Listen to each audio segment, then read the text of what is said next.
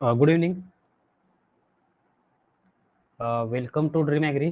तर मित्रांनो, आज आपण महात्मा फुले कृषी विद्यापीठाअंतर्गत येणाऱ्या MSc साठी कसा प्रेफरन्स द्यायचा, म्हणजेच preference for MCR PG admission process 2024-25 specially Mahatma Phule Krishi Vidyapeeth Rahuri अंतर्गत जे काही MSc चे कॉलेजेस आहेत त्यामध्ये प्रेफरन्स कसा द्यावा, कोणत्या डिपार्टमेंटला आपण प्रेफर केलं पाहिजे, त्याबद्दल आज आपण डिटेल माहिती बघणार आहोत. यामध्ये सर्व गोष्टी व्यवस्थित लक्ष द्या. तर तत्पूर्वी बघा, ऑनलाईन ॲप्लिकेशन प्रोसेस 18 तारखेपासून स्टार्ट झालेली आहे. PG ॲग्रिकल्चर ॲडमिशन 18 सप्टेंबर 2024 पासून सकाळी 9 वाजल्यापासून सुरू झालेली आहे. तुम्ही MCR ऑफिशियल असं जरी टाकलं किंवा MCR ऑफिशियल वेबसाईट जरी टाकलं गुगलला, तर तुम्हाला अशी एक विंडोज येईल. त्या विंडोजमध्ये तुम्हाला न्यू रजिस्ट्रेशन नावाचा एक फोल्डर दिसेल. त्याच्या माध्यमातून तुम्ही रजिस्टर करू शकता. न्यू रजिस्ट्रेशनवर क्लिक केले की तुम्हाला लॉग इन ID आणि पासवर्ड वगैरे भेटून जातो रजिस्टर केल्यानंतर. मग शेवटी परत लॉग इन करायचं आहे तुम्हाला. अशा पद्धतीनं तुम्ही फॉर्म भरू शकता. तर जो मेन आजचा उद्देश आहे किंवा हेतू आहे, तर गव्हर्नमेंट कॉलेजेस कोणकोणते आहेत आपल्याला बघा, MCR च्या माध्यमातील किंवा आपण MPKVच्या अंडर म्हणू शकतो, तर ते आज आपल्याला बघायचे आहेत. स्पेशली बघा, MPKV राहुरी ग्रँटेड कॉलेजेस कोणते आहेत आणि त्यामध्ये प्रेफरन्स कसा द्यायचा. आता त्यापूर्वी सर्वांना हे क्लिअर असायला हवं की आपल्याला करायचं काय आहे. कारण बरेच जण काय करतात, MSc ला ऍडमिशन घेता आणि कॉम्पिटेटिव्हचा स्टडी करता. तर त्यांना PGI MPKV राहुरी एक बेस्ट ऑप्शन असेल. लक्षात ठेवा, ज्यांना की भविष्यात कॉम्पिटेटिव्हचा स्टडी करायचा असेल, जसं की MPSC असेल, सर्वच गोष्टी यामध्ये मी क्लिअर करतोय. MPSC असेल किंवा समजा तुम्हाला बँकिंग करायचं असेल, IBPS असेल किंवा SSC करायची असेल, काही पण करायचं जरी असेल, जे की MSc व्यतिरिक्त, तर अकॅडमिक्स व्यतिरिक्त तुम्हाला याचा सुद्धा या ठिकाणी स्टडी करता येतो. या ठिकाणी स्पेशल काय असतं, ग्रुप डिस्कशन्स होतात डेली संध्याकाळी. त्या ग्रुप डिस्कशनच्या माध्यमातून तुमची प्रत्येक कॉन्सेप्ट ही क्लिअर केली जाते. त्याचबरोबर वीकली लेक्चर्स होतात, कधी कधी गेस्ट लेक्चर होतात. ह्या बऱ्यापैकी सर्व गोष्टी तुम्हाला एक स्पर्धात्मक वातावरण तुम्हाला PGI MPKV राहुरी कॅम्पसमध्ये भेटणार आहे. तर त्याच्या अनुषंगानं कोणते डिपार्टमेंट आपण निवडले पाहिजेत. जसं की अकॅडमिक्स जर करायचं असेल तर तुम्हाला BSKQ दापोली युनिव्हर्सिटी आहे किंवा बाकीच्या युनिव्हर्सिटीमध्ये सुद्धा तुम्हाला अकॅडमिक्स करता येतं. इथं फक्त कॉम्पिटेटिव्हच नाही, अकॅडमिक्स प्लस कॉम्पिटेटिव्ह बघा, या ठिकाणी दोघांचा स्टडी, तुम्हाला दोघांचा जो स्टडी असेल तो चांगल्या पद्धतीने करता येतो, अकॅडमिक्स प्लस कॉम्पिटेटिव्ह. जर फक्त तुम्हाला अकॅडमिक्स करायचं असेल तर मात्र तुम्हाला दापोलीला गेलं तरी हरकत नाही. या ठिकाणी दोघांचा स्टडी करता येतो आपल्याला, अकॅडमिक्स प्लस कॉम्पिटेटिव्ह. आता डिपार्टमेंट मध्ये जर बघितलं कोणकोणते डिपार्टमेंट घ्यावेत, तर यामध्ये सेंट्रल मेन कॅम्पस आहे, PGI इन्स्टिट्यूट आहे, पोस्ट ग्रॅज्युएशन इन्स्टिट्यूट. त्यामध्ये तुम्हाला सर्व डिपार्टमेंट MSc चे एकत्र पाहायला भेटतील. हॉस्टेलच्या काही अवघ्या अंतरावर आहेत, म्हणजे तुम्हाला काही प्रॉब्लेम येणार नाही. जसं की बऱ्याच कॉलेजेसमध्ये हॉस्टेलपासून दूर डिपार्टमेंट असतात, मग आपल्याकडे गाडीची वगैरे सोय असते. सर्व झेरॉक्स फॅसिलिटी आहे. हॉस्टेल मुली आणि मुलांसाठी दोघांसाठी आहे. स्कॉलरशिपची फॅसिलिटी सगळीकडे व्यवस्थित आहे. आता बघा, जेनेटिक्स अँड प्लांट ब्रीडिंग हे डिपार्टमेंट तुम्हाला ज्यांची रँक चांगली असेल, बघा काय सांगतो मी, ज्यांची रँक चांगली असेल त्यांना पहिलं जे डिपार्टमेंट असेल GPB तुम्ही चूज करू शकता. आणि हे मेजर डिपार्टमेंट आहे. आता मेजर आणि मायनर हा एक कन्सेप्ट सुरुवातीला समजून घ्या. मेजर म्हणजे कोणते डिपार्टमेंट, जसं GPB असेल, नंतर असेल ॲग्रोनॉमी, नंतर असेल प्लांट पॅथॉलॉजी, नंतर असेल एंटोमॉलॉजी आणि नंतर असेल सॉइल सायन्स. तर यांना आपण मेजर डिपार्टमेंट म्हणतो. आणि जे उरलेले डिपार्टमेंट आहेत बाळांनो, त्यांना आपण मायनर डिपार्टमेंट असं म्हणतो. आलं लक्षात. तर या मेजर डिपार्टमेंटमध्ये जर MSc केली तर तुम्हाला भविष्यात प्रायव्हेटमध्ये स्कोप असणार आहे. लक्षात ठेवा. जर समजा अनफॉर्च्युनेटली आपलं गव्हर्नमेंटमध्ये सिलेक्शन नाही झालं, मग काय करायचं MSc करून, तर प्रायव्हेटमध्ये इंडस्ट्री असेल किंवा पेस्टिसाइड्स कंपनी वगैरे, त्या ठिकाणी तुम्हाला स्कोप असणार आहे. हा एक इथं प्रश्न आहे. But major to minor compare केलं तर तुम्हाला कॉम्पिटेटिव्हचा स्टडी मायनरमध्ये जास्त करता येतो. लक्षात ठेवा, कम्पेअर टू मेजर. आता GPB डिपार्टमेंटला तुम्ही कॉम्पिटेटिव्ह स्टडी करू शकता, कारण जे बऱ्यापैकी डिपार्टमेंट कॉम्पिटेटिव्ह फ्रीली आहे, त्यामुळे तुम्ही तिथे करू शकता. आता बघा, मग हे सगळं करत असताना आता मेजर मायनर तुम्हाला समजलं, मग आता कॉम्पिटेटिव्ह स्टडी करताय तुम्ही किंवा बाकी काही करताय, तर जेनेटिक्स अँड प्लांट ब्रीडिंग हे डिपार्टमेंट बेस्ट आहे. ज्यांची रँक चांगली असेल त्यांनी पहिलं प्रेफरन्स तो द्यावा. नंतर असेल ॲग्रोनॉमी, सेकंड डिपार्टमेंट आहे. आता ॲग्रोनॉमी डिपार्टमेंट असेल, यामध्ये तुम्ही भविष्यात एम-एस-सी केली आणि तुम्हाला प्रायव्हेटमध्ये जर करायचं असेल जॉब वगैरे किंवा भविष्यात पी-एच-डी जरी करायची असेल, तरी ॲक्रेडिटेड डिपार्टमेंट असल्यामुळं तुम्हाला पी-एच-डीला वगैरे प्रॉब्लेम येणार नाही. आता ॲक्रेडिटेशनची प्रोसेस झालेली आहे, अजून ॲक्रेडिटेशन यावर्षीचं डिक्लेअर झालेलं नाही. त्यामुळे ॲक्रेडिटेड डिपार्टमेंट कोणतं आणि नॉन ॲक्रेडिटेड कोणतं आपण सांगणं थोडंसं योग्य नाहीये. पण जे पाठीमागची इन्फॉर्मेशन असेल त्यानुसारच ॲक्रेडिटेशन, नॉन ॲक्रेडिटेशन तुम्हाला कॅल्क्युलेट होणार आहे. त्यामुळं जे मी डिपार्टमेंट सांगतोय ते नॉन ॲक्रेडिटेड आहेत तेवढं लक्षात ठेवा. बाकी सगळे डिपार्टमेंट मोस्टली एमपीकेव्हीच्या कॅम्पसमधले ॲक्रेडिटेड आहेत. Third one is a plant pathology. आता बघा, हे प्लांट पहिलं सेकंड झालं ॲग्रोनॉमी, तुमचा जो थर्ड ऑप्शन हा प्लांट पॅथॉलॉजी आहे. तुम्ही भविष्यात प्लांट पॅथॉलॉजीमध्ये जर एम-एस-सी केली तर तुम्हाला कॉम्पिटेटिव्हचा स्टडी करता येतो. इव्हन तुम्हाला जे काही फंगिसाइड्स वगैरे आहेत, पेस्टिसाइडच्या कंपनीज आहेत, त्यामध्ये सुद्धा तुम्हाला एक चांगला वाव आहे. त्याचबरोबर चौथा ऑप्शन हा तुमचा ॲग्रिकल्चर एंटॉमॉलॉजी असायला हवा. तर ॲग्रिकल्चर एंटॉमॉलॉजीमध्ये तुम्हाला एम-एस-सी प्लस कॉम्पिटेटिव्ह सुद्धा करता येते. नंतर आता मायनर डिपार्टमेंट चालू झाले. सॉइल डिपार्टमेंट शेवटी घेतोय आपण.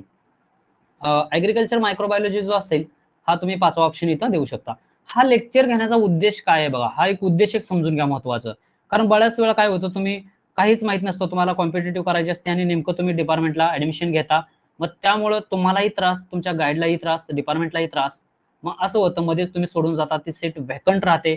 मग ती सीट व्हॅकंट राहिली की एखाद्या विद्यार्थ्याला एम-एस-सी करता आली असते तिथं, ते रिसोर्सेस वाया जातात. म्हणून हे सर्व उठाठेव किंवा ही सर्व इन्फॉर्मेशन तुम्हाला सांगत आहे.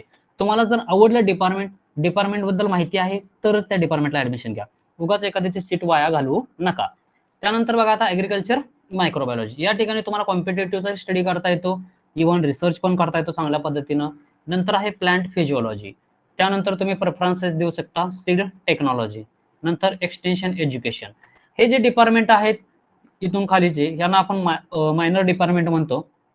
यामध्ये सुद्धा जर तुम्ही एम-एस-सी केली तर पर्टिक्युलरली ह्या मायक्रोबायोलॉजीमध्ये जर एम-एस-सी केली तर तुम्हाला इंडस्ट्रीमध्ये सुद्धा जॉब आहेत, लक्षात ठेवा. आणि बाकी डिपार्टमेंटमध्ये जर एम-एस-सी केली तर तुम्ही टीचिंग वगैरे करू शकता. इव्हन तुम्हाला स्टडीला खूप वेळ भेटतो. त्यानंतर आहे ॲग्रिकल्चर इकॉनॉमिक्स. नंतर ॲनिमल हजबंड्री आणि डेअरी सायन्स आणि इरिगेशन वॉटर मॅनेजमेंट. आता हे जे डिपार्टमेंट आहेत बघा, याच्यामध्ये लास्ट इयरला यांचं ॲक्रेडिटेशन मे बी नव्हतं. जरा एकदा चेक करून घ्या ॲक्रेडिटेशन बद्दल. या माझ्या माहितीनुसार यांना ॲक्रेडिटेशन नाहीये. तर असे डिपार्टमेंट आहेत ना, तुम्ही या ठिकाणी घेणं गरजेचं असतं. म्हणजे 10, 11, 12 यांचा प्रेफरन्सेस तुम्ही 10, 11, 12चा 13, 14 नंतर देऊ शकता. म्हणजे फ्रूट सायन्स आणि व्हेजिटेबल सायन्सचा प्रेफरन्स त्याच्या वरती असणं गरजेचं आहे. या 2 डिपार्टमेंटमध्ये जर तुम्ही एम-एस-सी केली तर भविष्यात तुम्हाला वाईड स्कोप आहे, लक्षात ठेवा. कारण येणारं जे युग असेल फ्रूट आणि व्हेजिटेबल्सचं आहे, लक्षात ठेवा. त्यामध्ये तुम्हाला वाईड असा स्कोप आहे. जर ॲग्रोनॉमिकल क्रॉप आणि हॉर्टिकल्चर क्रॉपचा विचार केला, इव्हन शेती सुद्धा करत असताना आपल्याला व्हेजिटेबल आणि फ्रुट्समध्ये जास्त नफा भेटतोय. म्हणजे या डिपार्टमेंटमध्ये सुद्धा तुम्हाला एम-एस-सी करता येते. बट याला तुम्हाला सीईटी जी होती ती हॉर्टिकल्चरची सीईटी इम्पॉर्टंट आहे, लक्षात ठेवा. आता बऱ्याच जणांना प्रश्न पडतो की बाबा दोघांचा फॉर्म वेगळा वेगळा भरायचा आहे, प्रेफरन्सेस नाहीये. एकच फॉर्म तुम्ही एकच भरायचा आहे, लक्षात ठेवा. एकाच फॉर्ममध्ये तुम्हाला सर्व प्रेफरन्सेस हे एकत्र देता येतात. एकाच फॉर्ममध्ये सर्व प्रेफरन्सेस देता येतात. त्याचबरोबर बघा, अजून एक प्रॉब्लेम होता बऱ्याच जणांना की सर मी सुरुवातीला फॉर्म जो असेल ऍडमिशन जेव्हा सीईटी दिली, सीईटीचा फॉर्म हा मी एखाद्या कॅटेगरीमधून भरला, ईडब्ल्यूएस असू द्या, एससीबीसी असू द्या, what ever it may be, open मधून, आणि आता मला वेगळ्या कॅटेगरीमध्ये भरायचा आहे. जी आता सध्या तुम्ही फॉर्म भरताय बघा, नीट ऐका, जो सध्या फॉर्म भरताय तो तुम्ही ज्या कॅटेगरीमध्ये भरणार आहात, जे तुमची वैयक्तिक कॅटेगरीची खरी कॅटेगरी आहे, बरोबर, ज्या कॅटेगरीचा तुम्ही लाभ घेणार आहात सध्या, त्या कॅटेगरीमधून भरा. हा फॉर्म तुम्हाला फायनल मेरिट लिस्टसाठी एलिजिबल असणार आहे, लक्षात ठेवा. हाच तुमचा फॉर्म जो असेल हा चेक केला जाणार आहे. याची बेनिफिट जर घेणार असेल तुम्ही तर हाच फॉर्म तुमचा जो असेल तो फॉर्म ग्राह्य धरला जाणार आहे. मग सुरुवातीला मी हे केलं ते केलं, परत ते विचारू नका. ते काय केलं ते पाठीमागचं सोडून द्या. सध्या जो तुमची ओरिजिनल कास्ट असेल, तुमच्याकडे जे सर्टिफिकेट आहे त्याचा जो फॉर्म भरायचा तो आता भरा. तो तुमचा ग्राह्य धरला जाणार आहे. इथं तुमचा हा क्वेश्चन संपलेला आहे. त्यानंतर आता राहिलेले प्रेफरन्सेस कसे द्यायचे. मग शेवटी बघा, soil science and agriculture chemistry जरी मेजर डिपार्टमेंट असलं तरी तुम्हाला कॉम्पिटेटिव्हचा स्टडी करायचा असेल तर थोडासा हार्ड जाईल, म्हणून याला शेवटी ठेवलेलं आहे आपण. आणि बायोकेमिस्ट्री हे शेवटचं डिपार्टमेंट टाकायचं आहे. ज्यांना कॉम्पिटेटिव्ह करायचं आहे मोस्टली त्यांनी या डिपार्टमेंटला शक्यतो बघा रिसर्च ओरिएंटेड डिपार्टमेंट आहेत, परत ओरडायचं नाही की बाबा स्ट्रिक्टच आहे असं तसं. थोडेसे रिसर्च ओरिएंटेड डिपार्टमेंट आहेत, त्यामुळे कॉम्पिटेटिव्ह स्टेजला थोडासा वेळ तुम्हाला इथे कमी भेटणार आहे. आणि शेवटी आहे ॲग्रिकल्चर बायोटेक्नॉलॉजी. याला बायोटेक्नॉलॉजी सीईटी लागते. जे सीईटी असेल, बायोटेकची सीईटी तुम्ही दिली असेल, तर ती सीईटी तुम्हाला या ठिकाणी द्यावी लागते. तर अशा पद्धतीने एक आयडियल प्रेफरन्सेस कसा असावा, आपण पीजीआय मेन कॅम्पस मधला आयडियल प्रेफरन्स कसा असावा त्याबद्दल डिटेल इन्फॉर्मेशन पाहिलेली आहे. याच्या व्यतिरिक्त जर कोणाला काही अडचण असेल, तुम्ही चॅट बॉक्समध्ये किंवा कॉमेंट बॉक्समध्ये कळवू शकता. त्या पद्धतीने मला इन्फॉर्मेशन देता येईल. ओके, परत एकदा बघा, एक जस्ट ओव्हरव्ह्यू सांगतो मी. सुरुवातीला तुम्ही जीपीबी डिपार्टमेंट टाकावं, नंतर ॲग्रोनॉमी, नंतर प्लांट पॅथॉलॉजी, नंतर एंटॉमॉलॉजी, नंतर मायक्रोबायोलॉजी, नंतर फिजिओलॉजी, नंतर सीड टेक्नॉलॉजी, नंतर एक्सटेन्शन एज्युकेशन, नंतर जी ॲग्रिकल्चर इकॉनॉमिक्स आहे, ॲनिमल हजबंडरी आहे, डेअरी सायन्स, IWM हे डिपार्टमेंट आपल्याला शेवटी टाकायचे तिथं 13-14 नंतर, म्हणजे फ्रूट सायन्स आणि व्हेजिटेबल सायन्स. जर तुम्ही सीईटी हॉर्टीची दिली असेल तर, नसेल दिली तर रेग्युलर करायचे आपल्याला 10, 11, 12, कारण त्यांना ॲक्रेडिशनचा थोडा प्रॉब्लेम आहे. नंतर सॉइल सायन्स, ॲग्रिकल्चर केमिस्ट्री आणि बायोकेमिस्ट्री. तरी असा हा प्रेफरन्स आपल्याला टाकायचा. शेवटी ॲग्रिकल्चर बायोटेक्नॉलॉजी जर तुम्ही बायोटेकची सीईटी दिली असेल तर, नसेल दिली तर नो प्रॉब्लेम. अशा पद्धतीने एक आयडियल प्रेफरन्सेस आपण पीजीआय एमपीके राहुरी मेन कॅम्पसमध्ये देणं गरजेचं आहे. तर बघा, राहुरी पीजीआय मेन कॅम्पसमध्ये सर्व काही सुविधा आहेत तुम्हाला. तुम्ही नक्की ऍडमिशन घ्यावं या ठिकाणी. नंतर असेल कॉलेज ऑफ ऍग्रिकल्चर पुणे. आता ज्यांना यूपीएससी करायचे आहे भविष्यात, बघा यूपीएससी असेल, इथून पुढे एमपीएससी वगैरे ऑप्शनल, ऍग्रिकल्चर असू द्या, काय असू द्या, सर्व काही तुमचं रिटर्न होणार आहे. बरोबर, रिटर्न. आणि तुम्हाला जर क्लासेस लावायचे असतील पुण्यामध्ये, तर एक सोयीस्कर ठिकाण म्हणलं तर कॉलेज ऑफ ऍग्रिकल्चर पुणे. हे एक तुम्हाला या ठिकाणी चांगली अपॉर्च्युनिटी पाहायला भेटते. आता मग यामध्ये जर पाहिलं सिक्वेन्स कसा असावा, जेनेटिक्स अँड प्लांट ब्रीडिंग हे एक महत्वाचं सिक्वेन्स आहे. पहिलं डिपार्टमेंट द्या. या ठिकाणी सुद्धा हॉस्टेल, बाकी सर्व सुविधा आहेत. पुण्यामध्ये असल्यामुळं वेल स्ट्रक्चर्ड कॉलेज आहे. त्याच्यानंतर प्लांट पॅथॉलॉजी तुम्ही डिपार्टमेंट चूज करणं गरजेचं आहे. नंतर ॲग्रिकल्चर एंटॉमॉलॉजी आणि शेवटी ॲग्रोनॉमी. मेजर डिपार्टमेंटमध्ये ॲग्रोनॉमी 4 नंबरला घ्यावं लागेल तुम्हाला. कारण का, थोडंसं फील्ड वर्क ॲग्रोनॉमीला असतं, लक्षात ठेवा. आता असणार आहे, तुम्हाला एमएससी काही कोण फुकट देणार नाही, बरोबर आहे ना.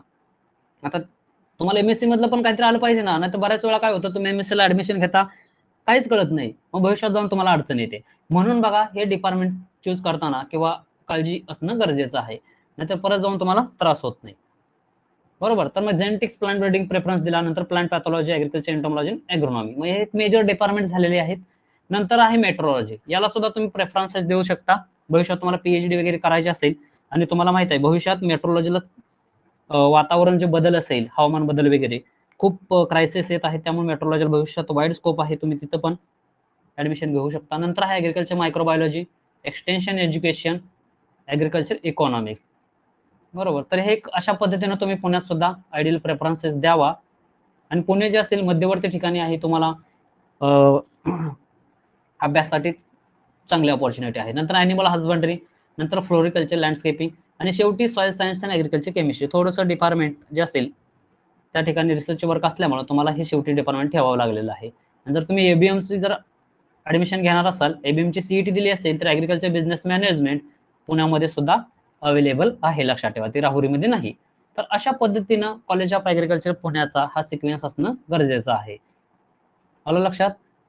तर यामध्ये बघा, शक्यतो अशा पद्धतीने जर तुम्ही सिक्वेन्स ठेवलात तर तुम्हाला काही अडचण येणार नाही.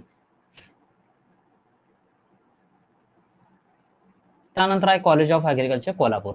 आता कोल्हापूरला जर ऍडमिशन तुम्हाला घ्यायचं असेल तर काही त्या ठिकाणी ओके, पाठीमागच्या बघा स्लाइडमध्ये पुण्यामध्ये हॉस्टेल फॅसिलिटी आहे. बॉयज आणि गर्ल्ससाठी दोघांसाठी हॉस्टेल फॅसिलिटी अवेलेबल आहे. हॉस्टेलची फी किती असणार आहे, कॉलेजची फी किती असणार आहे, हे आपण पाठीमागच्या व्हिडिओजमध्ये पाहिलेलं आहे. त्यानंतर कॉलेज ऑफ ॲग्रिकल्चर कोल्हापूरमध्ये सुद्धा हॉस्टेलची फॅसिलिटी दोघांना पण आहे. आता यामध्ये कसं आहे, याचे जे डिपार्टमेंट आहेत ते थोडेसे डिस्ट्रीब्यूट आहेत, लक्षात ठेवा. अजून एक सांगायची गोष्ट राहून गेली, पुण्यामध्ये जे डेअरी डिपार्टमेंट आहे, ॲनिमल हजबंडरी आपण म्हणतोय त्याला, ते थोडंसं डिपार्टमेंट दूर असल्यामुळे तुम्हाला गाडीची सोय वगैरे असणं गरजेचं आहे. थोडंसं डिपार्टमेंट दूर आहे, लक्षात ठेवा. तो एक इश्यू या ठिकाणी सांगणं गरजेचं आहे. त्यानंतर जेनेटिक्स अँड प्लांट ब्रीडिंग जीपीबी म्हणतो आपण, हा सिक्वेन्स कोल्हापूरमध्ये देणं गरजेचं आहे पहिला. नंतर ॲग्रोनॉमी, नंतर ॲग्रिकल्चर एंटॉमॉलॉजी, बरोबर. प्लांट पॅथॉलॉजी तिथं नाहीये, मग नंतर ॲग्रिकल्चर मायक्रोबायोलॉजी. असा सिक्वेन्स तुम्ही ठेवणं गरजेचं आहे. आलं लक्षात? एक तुम्ही पहिले 3 मेजर डिपार्टमेंट टाकले आणि जर समजा सॉइल सायन्स आणि ॲग्रिकल्चर केमिस्ट्री हे पण मेजर डिपार्टमेंट आहे, पण थोडंसं इथं पण वर्कलोड असल्यामुळं तुम्ही सुद्धा तो जो डिपार्टमेंट आहे, तुम्ही जर तुम्हाला दोन्ही करायचं असेल तर तुम्ही 4 नंबरला ते पण डिपार्टमेंट घेऊ शकता. नंतर extension education, agriculture economics, dairy science आणि व्हेजिटेबल सायन्स. तर असा सिक्वेन्स तुम्ही ठेवायला हरकत नाहीये. असा जर सिक्वेन्स ठेवला तर तुम्हाला बोथ कॉम्पिटिटिव्ह स्टडी प्लस डिपार्टमेंटचा स्टडी पण करता येईल. आणि याच बरोबर बघा त्या ठिकाणी जे लायब्ररी असेल, अतिशय सुंदर अशी लायब्ररी आहे. इव्हन एन्व्हायरमेंट, एकदम एन्व्हायरमेंट आहे, लक्षात ठेवा चांगलं. कोल्हापुरी वातावरण आहे, त्याच्यामुळे तुम्ही त्या ठिकाणी ॲडमिशन जर घेतलं तर वेल अँड गुड आहे. एक चांगला अभ्यासाचं एन्व्हायरमेंट म्हणतो आपण, अभ्यासाचं एन्व्हायरमेंट सुद्धा त्या ठिकाणी आहे. पण तुम्हाला अभ्यास करावा लागेल, आपोआप अभ्यास काही होणार नाही. त्यात आता इथं मेन प्रॉब्लेम काय येतो की जर हॉस्टेल जे असेल तुमच्या डिपार्टमेंट पासून थोडंसं दूर आहे, लक्षात ठेवा. म्हणजे तुमचं एक वॉकिंग होऊन जाईल. एक चांगली गोष्ट आहे ती पण. हॉस्टेल तर थोडंसं दूर असल्यामुळं आणि तुम्हाला झेरॉक्ससाठी वगैरे लायब्ररी सोय आहे, पण कधी-कधी तुम्हाला सायबर कॉलेज किंवा सायबर चौक म्हणून आहे, साधारणतः 1-1.5 किलोमीटर तिथपर्यंत तुम्हाला जावं लागतं. हे सर्व गोष्टी का सांगतोय? परत जाऊन तुम्हाला अचानक 11th आवरला असं व्हायला नको की बाबा हे इथं असं आहे कसं काय. त्याच्यामुळे ह्या सगळ्या गोष्टी तुम्हाला मी व्यवस्थित सांगतोय. बरोबर. सर्व फॅसिलिटी तिथं सुद्धा अवेलेबल आहेत. आणि आता एमपीकेबी अंडरचं शेवटचं कॉलेज आहे बघा, कॉलेज ऑफ ॲग्रिकल्चर धुळे. आता या ठिकाणी सुद्धा सिक्वेन्स कसा द्यायचा? पहिल्यांदा तुम्ही जीपीबी कॉलेज निवडू शकता, नंतर ॲग्रोनॉमी, नंतर प्लांट पॅथॉलॉजी, नंतर ॲग्रिकल्चर एंटॉमॉलॉजी, नंतर soil science and agriculture chemistry, animal husbandry आणि फ्रूट सायन्स. तर अशा पद्धतीनं तुम्ही धुळ्यामध्ये सिक्वेन्स निवडू शकता. धुळेचं जे कॉलेज असेल त्यामध्ये तुम्ही अकॅडमिक्स पण करू शकता आणि कॉम्पिटिटिव्ह पण करू शकता. तिथे पण लायब्ररीची वगैरे सोय आहे. कॉम्पिटिटिव्ह सुद्धा करू शकता आणि त्या ठिकाणी हॉस्टेलची सुद्धा सोय आहे, लक्षात ठेवा दोघांना, मुलींसाठी आणि मुलांसाठी दोघांना पण हॉस्टेलची सोय आहे. तर या पद्धतीनं तुम्ही एमएससी साठी ॲडमिशन कसं घ्यायचं ते पाहिलेलं आहे. तर बघा पहिला प्रेफरन्स पार्ट एका धुळ्यामध्ये जीपीबीला द्यायचा आहे, ॲग्रोनॉमीला, नंतर पॅथॉलॉजी, नंतर एंटॉमॉलॉजी आणि सॉइल सायन्स.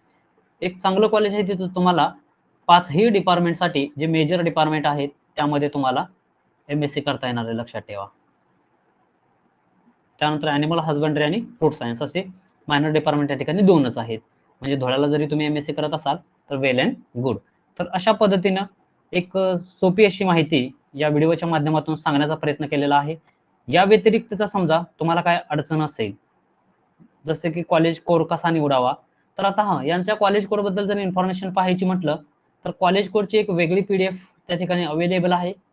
त्या ठिकाणाहून तुम्ही बघू शकता. त्या पीडीएफ मध्ये कॉलेजचा कोड असेल, कॉलेजचा कोड दिलेला आहे. त्याचबरोबर